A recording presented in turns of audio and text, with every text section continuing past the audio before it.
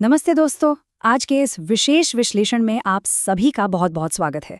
आज हम एक ऐसे विषय पर गहराई से चर्चा करने वाले हैं जिसका राजस्थान के लगभग हर प्रतियोगी छात्र को बेसब्री से इंतजार रहता है। जी हाँ, बात हो रही है राजस्थान कॉमन एलिजिबिलिटी टेस्ट यानी सीईटी की। इसके नए नियमों को लेकर, परीक्षा की तारीखों को लेकर और सबसे अहम एक ठोस रणनीति को लेकर बहुत सारे सवाल हवा में तैर रहे हैं। तो चलिए बिना किसी देरी के सीधे इस विश्लेषण में गोता लगाते हैं और इन सभी उलझनों को एक एक करके सुलझाते हैं। तो आज हम क्या क्या कवर करने वाले हैं, एक नज़र डाल लेते हैं। हम बात करेंगे कि सीईटी आखिर इतनी बड़ी चुनौती क्यों है, इसकी वैधता 3 साल क्यों की गई, पासिंग मार्क्स 40% होंगे या 60%, परीक्षा की तारीखें क्या हैं, और अंत में सिलेबस, रणनीति और कोचिंग के सही विकल्प पर भी चर्चा करेंगे। तो सबसे पहले बात करते हैं इस सबसे बड़ी चुनौती की, यानी सीईटी की। डॉक्टर सुभाष शारण सर ने अपने एक व्याख्यान में मजा किया, लेकिन बहुत ही सटीक अंदाज में इसे एक अंतर्राष्ट्रीय समस्या और आग का दरिया कहा था। अब ये शब्द शायद सुनने में थोड़े नाटकीय लगे, लेकिन जमीनी सच्चाई यही है। ये वाकई एक ऐसा आग का दरिया है जिसे तैरकर पार करना ही होगा। इसके बिना कोई शॉर्टकट नहीं है। इस चुनौती की गंभीरता को ऐसे समझिए। अगर कोई भी छात्र सीईटी की परीक्षा नहीं देता है या इसे पास करने में चूक जाता है, तो इसका सीधा अर्थ क्या है? इसका सीधा अर्थ है कि राजस्थान में आने वाली 23 अलग-अलग सरकारी नौकरियों के दरवाजे उसके लिए पूरी तरह बंद। जी हाँ, 23 भर्तियां दांव पर हैं। आगामी रिक्रूटमेंट साइकिल का हिस्सा बनने के लिए इस परीक्षा को हल्के में लेना एक बहुत बड़ी भूल साबित हो सकती है। अब आते हैं इसकी वैधता पर। आखिर ये 3 साल का क्या चक्कर है? राहत की खबर ये है कि अब सरकार ने सीईटी स्कोर की वैधता को बढ़ाकर पूरे 3 साल कर दिया है। यानी एक बार अच्छा स्कोर हासिल कर लिया तो वो आने वाले 3 सालों तक वैलिड रहेगा। ये निश्चित रूप से एक बहुत ही पॉजिटिव खबर है। लेकिन सवाल ये है कि ये बदलाव किया क्यों गया? इसका कारण एकदम प्रैक्टिकल है। पिछली सीटी की वैधता इसी फरवरी में समाप्त हो चुकी है। शुरुआती योजना के अनुसार इसे हर साल आयोजित किया जाना था। लेकिन खुद सोचिए, सरकार के लिए हर साल इतने बड़े स्तर पर परीक्षा आयोजित करना आसान थोड़ी है। इतनी बड़ी व्यवस्था को हर साल मैनेज करना प्रशासनिक रूप से एक बड़ी चुनौती थी, और इसी मजबूरी के चलते अब इसे 3 साल के साइकिल में बदल दिया गया है। अब उस सवाल पर आते हैं जहां सबसे ज्यादा कन्फ्यूजन है। पासिंग क्राइटेरिया 40% या 60%? दोनों संभावित विकल्पों को देखते हैं। एक तरफ 40% पासिंग मार्क्स का विकल्प है, जिसमें नेगेटिव मार्किंग की तलवार लटकी है, और दूसरी तरफ 60% है, लेकिन बिना नेगेटिव मार्किंग के।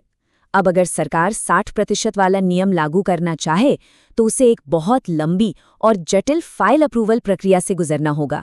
और हम सब जानते हैं कि सरकारी काम में फाइलें एक मेज से दूसरी मेज तक जाने में कितना लंबा समय लेती हैं। इसीलिए 99% संभावना इसी बात की है कि क्राइटेरिया 40% ही रखा जाएगा, लेकिन इसमें नेगेटिव मार्किंग अनिवार्य रूप से शामिल होगी। ऐसा क्यों? क्योंकि इस परीक्षा में लगभग 18 लाख आवेदन आने की उम्मीद है। प्रशासन का मुख्य लक्ष्य यही है कि पेपर लीक जैसी समस्याओं से बचने के लिए इस 18 लाख की भारी भीड़ को फिल्टर करके 3 से 4 लाख तक लाया जाए। इसलिए नेगेटिव मार्किंग के लिए मानसिक रूप से एकदम तैयार रहिए। चलिए अब थोड़ा परीक्षा की तारीखों और उसके स्तर को समझ लेते हैं। ये टाइमलाइन आपके स्टडी प्लान का बेस है। 12वीं स्तर की सीईटी के आवेदन जुलाई में शुरू होंगे और परीक्षा दिसंबर में होगी। वहीं ग्रेजुएशन स्तर के आवेदन जून में और परीक्षा नवंबर में संभावित है। अब यहाँ एक बहुत बड़ी गलतफहमी दूर कर लीजिए। ऐसा बिल्कुल नहीं है कि अगर किसी ने ग्रेजुएशन लेवल की सीईटी पास कर ली तो वो 12वीं लेवल की नौकरियों जैसे पुलिस कांस्टेबल के लिए अपने आप योग्य हो जाएगा। नहीं, 12वीं लेवल की नौकरी चाहिए तो विशेष रूप से 12वीं लेवल की सीईटी ही पास करनी होगी। ये दोनों स्तर पूरी तरह से अलग हैं। अब आते हैं सबसे जरूरी हिस्से पर, यानी सिलेबस और हमारी तैयारी की रणनीति। अच्छी बात यह है कि 90% सिलेबस बिल्कुल वैसा ही रहने वाला है। मुख्य विषय वही रहेंगे: राजस्थान और इंडिया जीके, हिंदी, अंग्रेजी, गणित और राजनीति विज्ञान। तैयारी के लिए अभी भी 6 से 7 महीने का बढ़िया समय है। रणनीति बस इतनी सी होनी चाहिए कि एक ही महीने में सब कुछ खत्म करने की जल्दबाजी ना करें। हर महीने केवल 6 से 7 विशिष्ट टॉपिक्स उठाइए और उन पर पूरी तरह से महारत हासिल कीजिए। आराम से सिलेबस कवर हो जाएगा। और यहाँ एक बहुत ही शानदार एक्सपर्ट टिप देता हूँ। हम जानते हैं कि कई छात्रों के लिए अंग्रेजी एक कमजोर कड़ी होती है।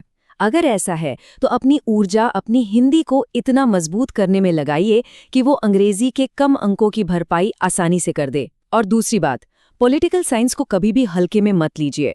छात्र अक्सर इसे इग्नोर कर देते हैं और फिर यही विषय परीक्षा में भारी पड़ जाता है। इसे अपना मजबूत पक्ष बनाइए। अब बात करते हैं तैयारी के माध्यम की। कोचिंग ऑनलाइन ले या ऑफलाइन?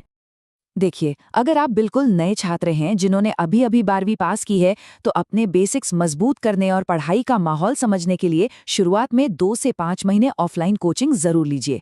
वहीं जो अनुभवी छात्र हैं, जो पहले भी तैयारी कर चुके हैं, उनके लिए सलाह है कि पूरा दिन यानी 8 से 10 घंटे मोबाइल पर ऑनलाइन क्लास देखने में बर्बाद ना करें।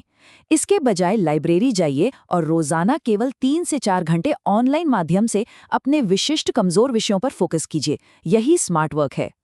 वैसे एक बहुत ही महत्वपूर्ण विभागीय चर्चा या यूं कहें कि अफवाह के बारे में भी जान लेना जरूरी है।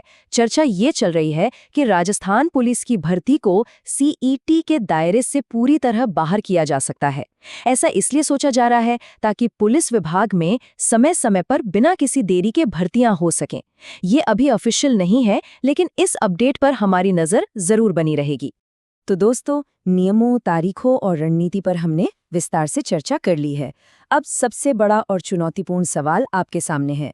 क्या आप सब इस आग के दरिया को पार करने के लिए पूरी तरह से तैयार हैं? दांव पर बहुत कुछ लगा है, तो बस अब किताबें उठाइए, अपनी रणनीति बनाइए और पूरी मेहनत से तैयारी में जुट जाइए। आज के इस विश्लेषण में हमारे साथ जुड़ने के लिए बहुत बहुत धन्यवाद। आने वाली परीक्षाओं के लिए आप सभी को ढेरों शुभकामनाएं।